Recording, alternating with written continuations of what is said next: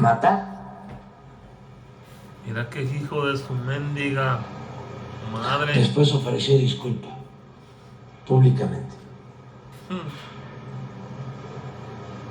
Entonces ahora pone esto porque debe ser amigo también del periodista Tim Golden. Le queda el mote de narcopresidente a López Obrador. Por ahora es imposible afirmarlo, pero tampoco resulta factible rechazarlo.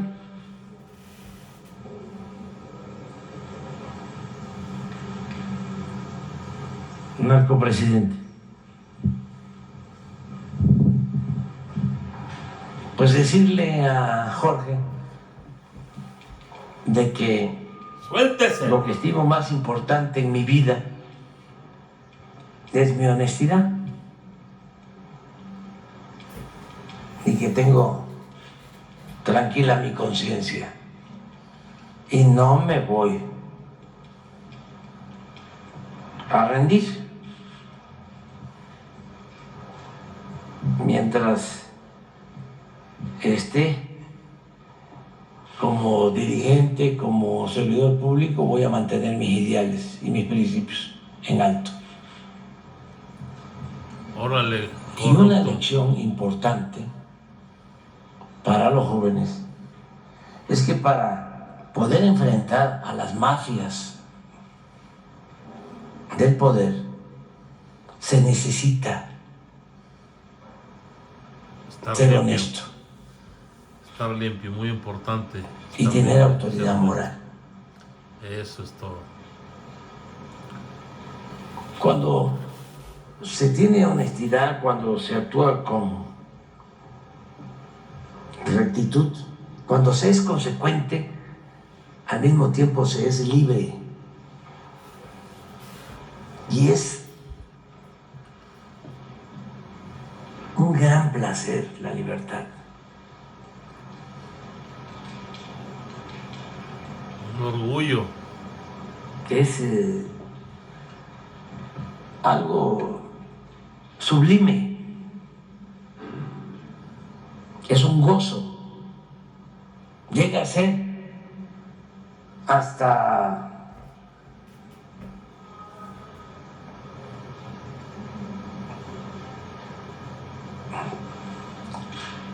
arrogancia.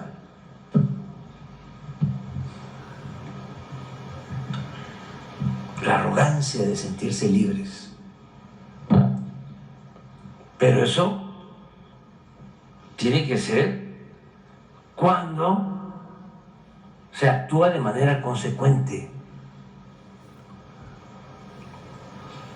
cuando se actúa como uno piensa. La incongruencia no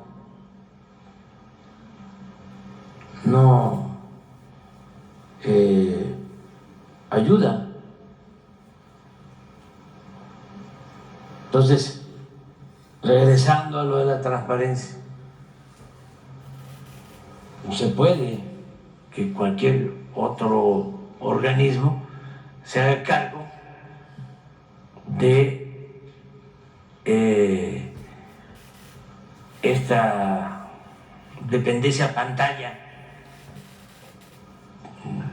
que solo simula, son como tapaderas, y que también no se piense que un trabajador de esa dependencia se va a quedar sin empleo. No, nada más son los de arriba que ganan 250, 300,000 pesos mensuales, con todos estos gastos superfluos, con todos estos privilegios. Entonces, son muchos los ahorros. Y ese dinero, pues es para las becas. Qué importante es lo que se dio a conocer hace unos días de cómo con las becas de educación media superior que se entregan a alumnas, alumnos de todo el país de educación pública, se ha logrado reducir el abandono en la escuela. A ver si no pones ese dato. Presidente. Porque no solo es decir, mire, ¿a nivel qué? Media superior. Media superior. De 14% que abandonaban la escuela, a 9%. Estamos hablando de la edad más riesgosa, es la adolescencia. Mantener a los jóvenes en la escuela es importantísimo. Es enseñanza, pero también es que tengan la orientación de otros jóvenes, de los maestros,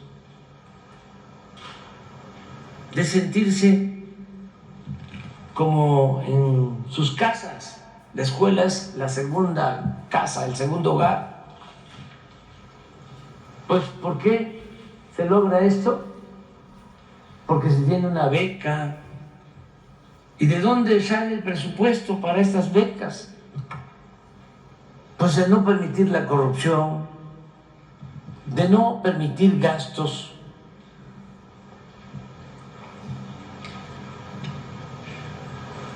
superfluos, derroche, lujos en el gobierno. Entonces, esto es muy importante. Ese es el propósito. Y si se sigue con ese tren de gastos innecesarios, pues entonces no hay para programas sociales y a veces ni siquiera para pagar la nómina, el gasto corriente, todo lo que consume el mismo gobierno, que estaba ensimismado, porque todo el presupuesto se quedaba en el mismo gobierno, no le llegaba nada a la gente. Inclusive tenían que pedir créditos o aumentar impuestos o aumentar el precio de las gasolinas. Ese es un modelo nuevo, distinto, y nos está dando resultados. Por eso estamos reduciendo la pobreza y por eso estamos reduciendo la desigualdad. ¿Y de qué sirven esos organismos? ¿En qué ayudan? En nada, con ese propósito, con ese fin. Y nada más para puntualizar, presidente, usted decía que sirven como tapadera de la corrupción. En realidad también sirven como tapadera de su propia corrupción, porque ni siquiera investigan este tipo de gastos. Algunos hallazgos que trae este informe preliminar de la Auditoría Superior de la Federación es que pagaban con esta misma tarjeta American Express hasta sus súper, sus medicamentos, en fin, y todo esto solo fue practicado a los 7 comisionados, o sea, ya nos imaginaremos si se revisaran más áreas. En otro tema, presidente, ahora que estábamos viendo el tema de la reforma al Poder Judicial de la Federación, recientemente la Suprema Corte de Justicia de la Nación determinó que se hicieran públicos todas las documentaciones que tuviera la Unidad de Inteligencia Financiera sobre el malware Pegasus. En ese sentido, la Corte dijo que este malware se había adquirido en el sexenio de Enrique Peña Nieto y que ellos estaban comprometidos con la transparencia y la rendición de cuentas, porque supuestamente tienen un afán de que esto se conozca, porque el software fue usado para espiar a enemigos políticos, a periodistas, a defensores de derechos humanos, etc. Pero aquí preguntarle, presidente, sobre esta posición facciosa de la Suprema Corte de Justicia de la Nación de simular esta especie de transparencia con claros fines políticos, cuando en realidad no fue Enrique Peña Nieto quien adquirió por primera vez este malware. Fue Felipe Calderón Hinojosa en el momento en el que al frente de la Secretaría de Seguridad Pública y de toda esta plataforma México estaba Genaro García Luna. Y es una postura facciosa porque claramente pues no se refieren de nueva cuenta a el poder que adquirió García Luna en aquel sexenio, que también hacían espionaje político, y pues ya sabemos que no es la primera vez que la Suprema Corte de Justicia de la Nación actúa para de alguna manera encubrir lo que pasó en el sexenio de Felipe Calderón. Entonces, su opinión al respecto, y nada más para que no digan que esto es información falsa. Nosotros tuvimos acceso en 2011 a estos contratos, que son los originales o los primeros contratos de Pegasus. Están fechados los primeros de ellos en 2010, y en ese sentido, pues aquí están las pruebas de que fue Felipe Calderón, y también pues en contubernio, ya sabemos, con Genaro García Luna. Pues yo pienso que hay que entregar todo eso, y lo que tiene que ver con el sexenio del presidente Peña, y lo que tiene que ver con nuestro gobierno. No ocultar nada, entregarlo todo. Le vamos a pedir a Pablo que venga, y quien hable de eso y de todo lo que ha hecho la Oficina de Inteligencia Financiera durante nuestro gobierno. Además, falta que nos diga cómo va la devolución de bienes que los jueces en Florida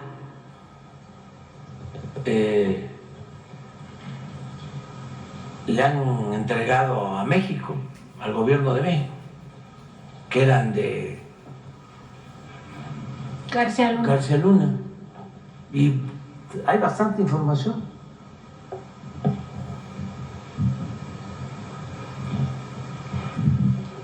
Que hable de todo, de información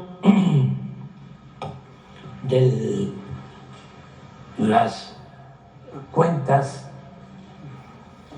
porque todos estamos expuestos. ¿Cómo se llama el principio? Personas políticamente expuestas. Políticamente expuestas. De nosotros, del presidente, de su familia, a lo mejor también los periodistas, de los machuchones, los ministros, que nos hable de cómo están los manejos de cuentas, de García Luna, de los expresidentes, de una vez todo. Eso es lo que está pidiendo la Suprema Corte. Falló la Suprema Corte. Ah, no, hay que cumplirles. La semana próxima. No, esta misma. Se puede preparar. Vamos a dejarlo para el jueves. No, vamos a Acapulco el jueves, el viernes. Y presidente, finalmente, para que conozcamos todo esto. Finalmente, preguntarle, porque en la revista Contralínea documentamos la relación que existía entre Claudio X González Guajardo, el líder moral de la oposición, y el CIDE, esta institución educativa de carácter público, a través de varios contratos a los que varios convenios a los que tuvimos acceso.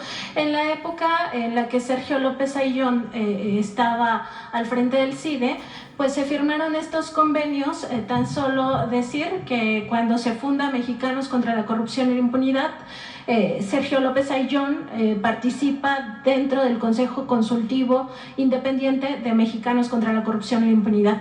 Pero desde este cargo, desde esta, digamos, relación, a los 6 meses de fundada Mexicanos contra la Corrupción y la Impunidad, se le da el primer convenio y de ahí se derivan otros 6 convenios para que fuera esta asociación civil, que en realidad es un grupo de presión, quien diera clases de periodismo a través de un diplomado de periodismo de investigación. Esto llama la atención no solo por el periodo, apenas tenía 6 meses de creada la organización, el director del CIDE participaba en esa organización, sino además porque para ejercer esta profesión, esta rama de las ciencias sociales, se necesita honestidad, independencia, responsabilidad social y también estar comprometidos con la búsqueda de la verdad, algo que Mexicanos contra la Corrupción e Impunidad, al ser un grupo de presión, pues no lo tiene. Y no lo tiene porque baste ver la forma en cómo funcionaba. Tenía un área de litigio y un área de supuesto periodismo. Por una parte, en el área de litigio metían centenas de amparos, por ejemplo, ya en el actual sexenio, contra las principales obras públicas, y al mismo tiempo su área de periodismo criticaba que esas obras se iban retrasando, sin decir que eran ellos, a través de sus amparos, los que estaban generando estos atrasos. Entonces, preguntarle, presidente, sobre lo que podría ser un plan perverso de estos grupos de poder para controlar o de alguna manera capturar desde las bases, ya no solo desde las corporaciones mediáticas, sino también desde los reporteros, con esta ideología o este pensamiento de que el periodismo de investigación solo se enfoca en el Poder Ejecutivo, que el INAI no se toca, que la Suprema Corte de Justicia no se toca, que el INE no se toca y que el sector empresarial, que es un poder fáctico, no se tocan, porque son supuestamente sociedad civil. Entonces, presidente, preguntarle sobre esto, porque usted en su libro reciente, denominado Gracias, pues habla mucho de este contubernio entre las corporaciones mediáticas, el poder empresarial y también el poder político, ¿no? Los partidos de oposición en este caso, y pone demasiados ejemplos en su libro de cuánto daño ha hecho al pueblo de México este tipo de contubernio. Gracias, presidente. Pues sí, yo creo que con la visita de Pablo va a ayudar mucho. Es un informe de qué ha hecho la Oficina de Inteligencia Financiera en el tiempo que estamos, y no solo para los de afuera, no solo denuncias de empresarios, ¿no? Traficantes de influencia, que no son empresarios, sino también de todo el gobierno, incluido el gobierno nuestro y el presidente y sus familiares y todo lo que haya, y ministros de la Corte, todo lo que se tenga, expresidentes, hallazgos importantes, que consten que no es para presentar denuncias, porque ya quedamos de que para iniciar denuncias contra expresidentes se tenía que llevar a cabo una consulta que se celebró y votó mucha gente, pero no fue suficiente para que fuese vinculatoria la consulta. Eso ya no podría aplicar. Nada más es para ver quién es quién en el manejo de los dineros de quienes estamos expuestos. Somos ¿eso, María? No, pero el término. Personajes políticos, Personas políticamente expuestas. Yo una vez quería cobrar un cheque terminando una elección, creo que fue la del 12, de 300,000 pesos. Cuando terminó la campaña, y creo que sí, por 6 meses me dieron 50,000 pesos mensuales y me dieron mi cheque. Era yo candidato y quise ir a cobrar. No, en el banco le daba pena a la compañera ahí, porque es que aparece en la relación, venga después. Sí me pagaron, porque como yo soy perseverante, pero me llevé como 3 meses para poder cobrar los 300,000 pesos. No sé si fue, sí, fue después del 12. Y eso lo doné.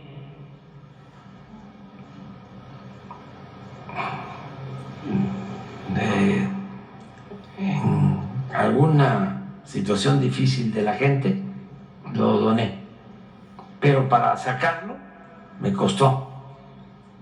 Entonces, va a ser muy interesante, ahora que venga Pablo, sobre todo que nos explique cómo está lo de García Luna, cómo va la denuncia,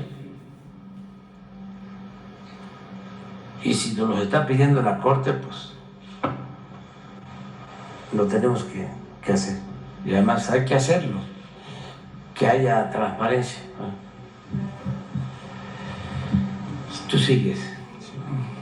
Buenos días, señor presidente. Buenos días, secretaria, procurador general. Buenos días a todas y a todos.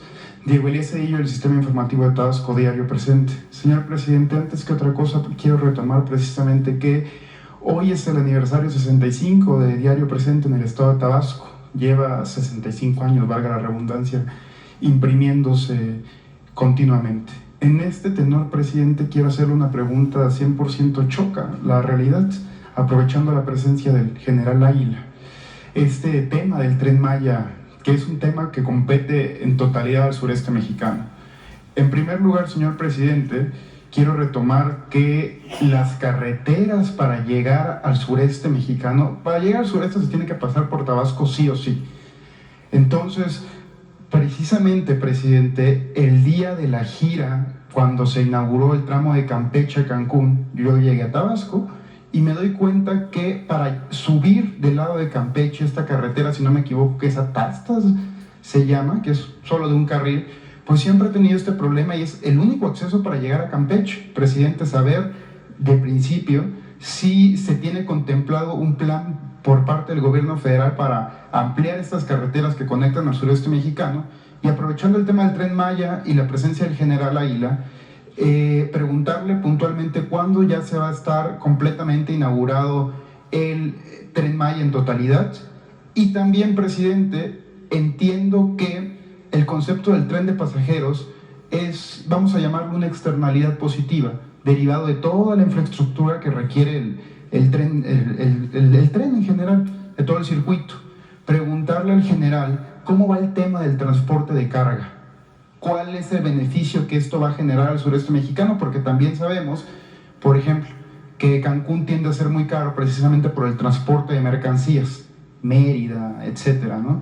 Entonces, preguntarle, presidente, cómo ha avanzado el tema del transporte de carga puntualmente en toda la vía del Tren Maya. Gracias. Bueno, pues felicidades a los que hacen el presente. Su director más importante, Jorge Calles Broca, y ya fallecido, un periódico muy importante en Tabasco durante mucho tiempo. Su hijo también se dedicaba al periodismo, no sé ahora a qué se dedique, escribía muy bien. Últimamente creo que el periódico lo adquirió Nacho Cobos, que es amigo de nosotros, es buena persona, pero es más bueno todavía su hermano, que es sacerdote jesuita.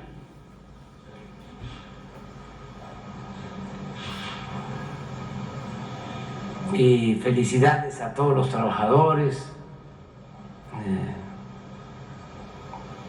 Ahí, pues, es parte de la historia del periodismo de Tabasco. Ella escribía durante mucho tiempo un periodista ya fallecido, Pedro Luis Hernández. ¿Cómo me gustaría leer en estos tiempos una columna de él? Porque era de los columnistas con sentido del humor.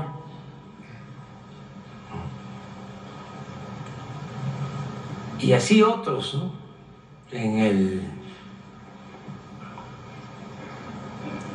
el periódico Presente. Y acerca de lo que planteas, es importante que se sepa que el mantenimiento de la carretera de Coatzacoalcos a Villahermosa está contratado. Fue de los contratos que dejaron en la administración pasada y se respetaron. Por eso esa carretera tiene que tener buen servicio, tiene que estar en buen estado. Y ahí se los encargo mucho a mis paisanos, que estén pendientes, porque se deben de estar destinando como 700 millones, de 500 a 700 millones anuales para el mantenimiento de Coatzacoalcos a Villahermosa. A lo mejor eso no se sabía. Era más, y se logró un acuerdo con estas empresas constructoras, porque por 8 carreteras, así el pago permanente de mantenimiento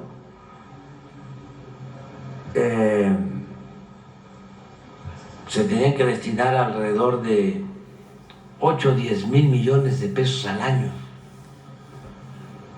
Entonces obtuvimos un ahorro, hablamos con ellos, no se les cancelaron los contratos y ahorramos 1,000 millones por año, que es un dinero que va directo, está etiquetado para la construcción de caminos de mano de obra en la montaña de Guerrero. Se les entrega ese dinero a los presidentes municipales de esa región, que es de las más pobres de México. Pero bueno, eso en cuanto al camino. La otra carretera que mencionas es la que va de Villahermosa a Ciudad del Carmen. Ya hay una parte que es de doble carril, pero falta todo lo que es el municipio de Centla, pasando por Frontera, los límites de Tabasco con Campeche y Atasta, que es ahí donde se hace el embudo, porque está muy reducida la carretera. Hay que buscar una solución. Ya hay un proyecto, además que no nos va a dar a nosotros ya tiempo. Van a ser de esos proyectos que yo voy a dejar recomendados.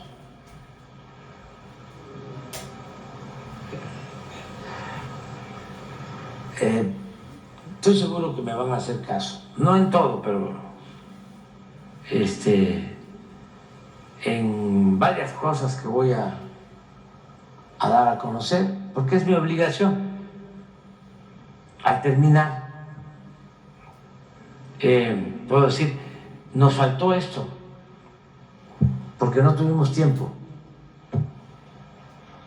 Se ha hecho mucho, pero era bastante el atraso, el rezago. Y esos proyectos, por ejemplo, son muy importantes para Campeche. Y otros que deben de impulsarse en Campeche y en Tabasco. Quedó, por ejemplo, pendiente, ya se tiene el proyecto, pero falta resolver el problema del derecho de vía y construir el ramal de Estación Chontalpa a Dos Bocas, porque cuando se produce la gasolina, que sería muy bueno que un día vinieran los ingenieros petroleros a explicar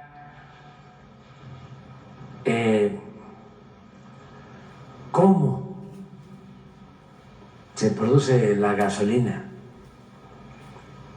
porque no es ir a la bomba y cargar, es que para tener esa gasolina es un proceso que lleva mucho trabajo de obreros, de técnicos. Imagínense lo que es vivir en una refinería. Y como estaba antes, en refinerías abandonadas, sin mantenimiento. Y también sin equipos anticontaminantes. Ahora puedo decir, ayer estuve en Mérida, ya para la satisfacción de todos los que viven en la península de Yucatán, todo el diésel que se consume ya es bajo azufre, ya no tiene azufre. Esa es una buena noticia. Estamos llevando el diésel a la península, a Progreso, de la refinería Deer Park. Y es un diésel sin azufre, sin contaminantes. Eso para tus paisanos, y así quedaron algunos proyectos pendientes, pero vamos a hablar, es decir, aquí está el proyecto, ya nos dio tiempo. Les decía yo que los residuos de las gasolinas pues se procesan, por eso estamos construyendo dos plantas coquizadoras para exprimir más el crudo y limpiar los petrolíferos y sacar más gasolina y menos contaminación. Pero de todas maneras queda un residuo coque que hay que sacarlo. Entonces ya está por empezar a producir en su totalidad, que también es un proceso, Dos Bocas, pero necesitamos sacar el coque. Entonces tenemos dos opciones, una que es por el puerto de Dos Bocas, se está ya iniciando la construcción de un muelle especial para eso, pero lo mejor es sacarlo por ferrocarril. Y hace falta construir, ¿sí?, esa vía de Chontalpa a Dos Bocas. Ya está el proyecto, falta resolverlo el derecho de vía. Aprovecho aquí para decirle a mis paisanos que están en lo que es el derecho de vía, que no se ayuden, que se hacen avalúos de conformidad con la ley y se les paga lo que se utiliza como derecho de vía, que no se comete ninguna injusticia, que a todos se les pagan las indemnizaciones, se les paga el terreno a precio comercial por donde requiere ir la vía. Son proyectos que son muy importantes hacia el futuro. Claro, ya lo más importante es que vamos a tener 280,000 barriles de gasolinas en Dos Bocas, que los vamos a sacar por buquetanques y también con pipas. Estamos hablando del 20%, casi el 20% de toda la producción, de todo el consumo de gasolinas del país, esa refinería. Entonces, se ha ido avanzando. Acerca del tren de carga, pues se lo dejamos aquí al general. Gracias, señor presidente. Muchas gracias por tu pregunta. De verdad, el proyecto integral Tren Maya comprende también el sistema de carga. Este es un proceso el que hemos estado siguiendo. La primera etapa, como tú bien lo dijiste, es la parte del tren de pasajeros, es consolidar la construcción de toda la infraestructura que comprende los 1.554 kilómetros de vía.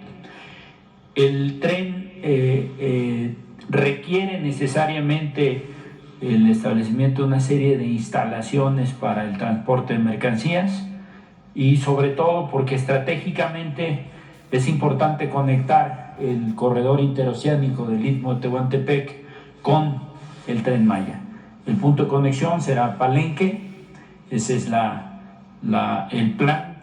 Ahorita tenemos el proyecto a nivel conceptual en el que incluimos la terminal multimodal de intercambio de mercancías en Palenque.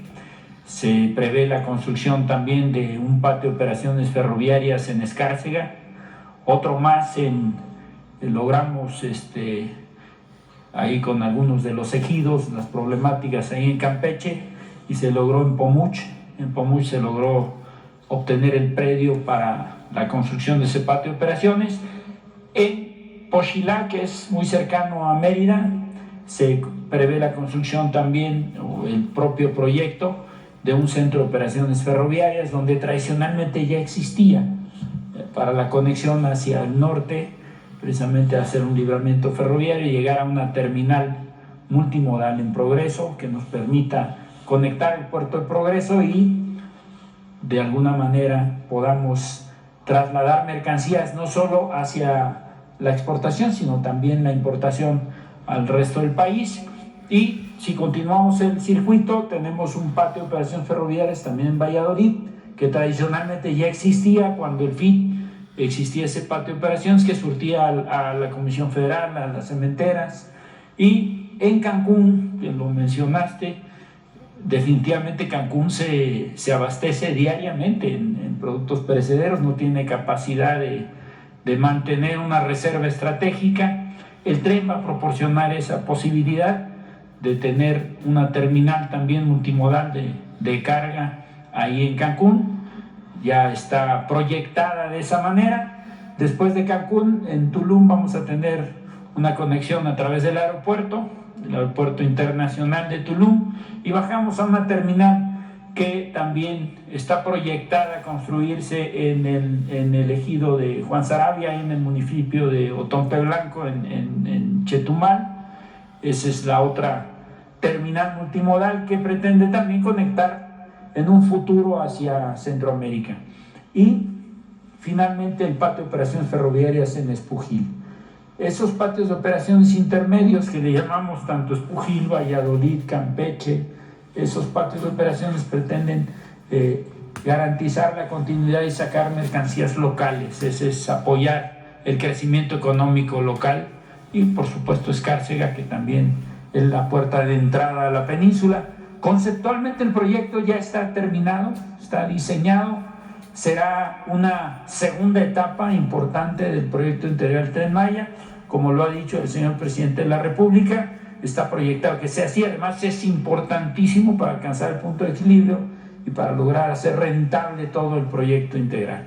Es decir, el servicio de transporte de mercancías va a subsidiar el transporte de los pasajeros. Esa es la realidad, así es como está proyectado, y creo, no sé si con eso respondo a tu pregunta. ¿Ya han platicado con empresas puntualmente, general? ¿Empresas? O sea, con iniciativa claro. Privada, algo, ya está sustentado todo eso, o sea, ya Sí. hay empresas que han dicho yo quiero entrarle.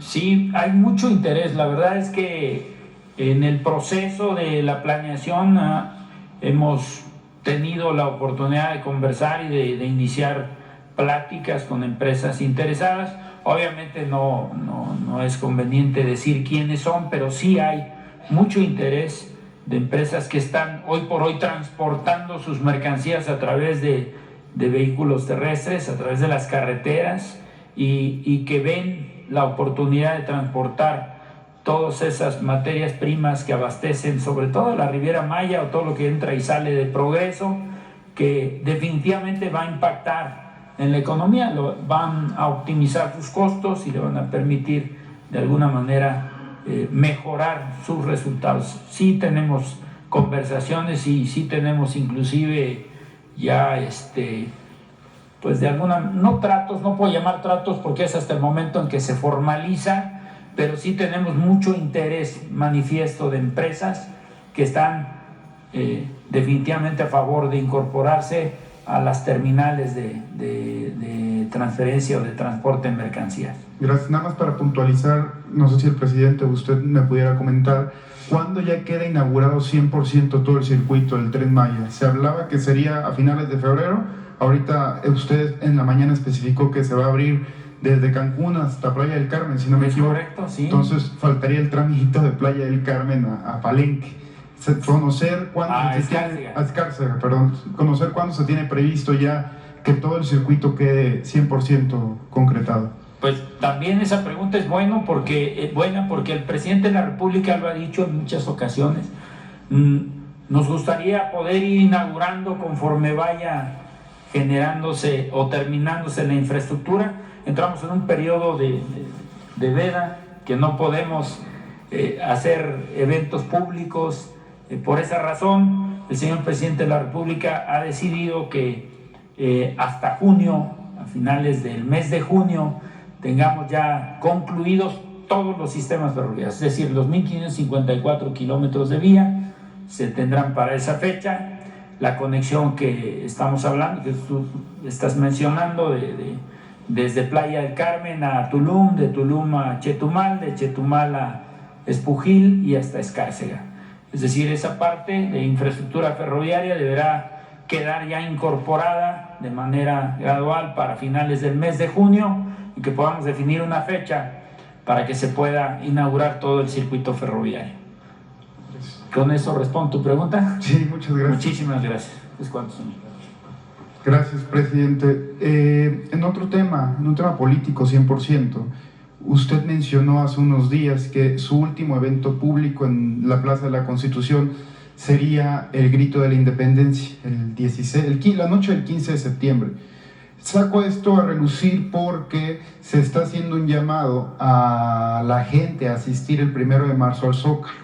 ¿A qué voy con esto, presidente?